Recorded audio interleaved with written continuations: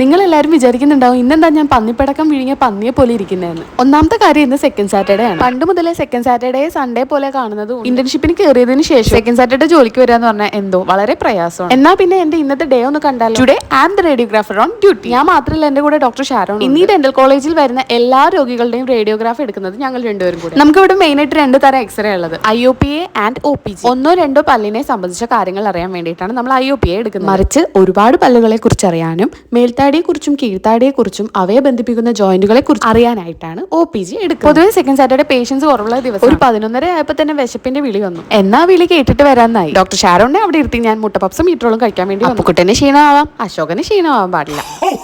ഇന്നത്തെ പരിപാടികളെല്ലാം കഴിഞ്ഞ് ഇറങ്ങാൻ നിൽക്കുമ്പോഴാണ് OP നോക്കി കിളി പോയിരിക്കുന്ന ഡോക്ടർ ഷേബയെ കണ്ടത്. പെട്ടെന്നാണ് എന്റെ ശ്രദ്ധ കയ്യിലുള്ള വാച്ചിലേക്ക് പോയത്. സമയം 1:57 ആയിട്ടേ ഉള്ളൂ. അങ്ങനെ 2:15 ആയപ്പോൾ ഒഴിഞ്ഞു കിടക്കുന്ന കസാരകളോട് ബായ് പറഞ്ഞ് ഇറങ്ങി. അപ്പൊ ഇത്രേ ഉള്ളൂ. Bye guys.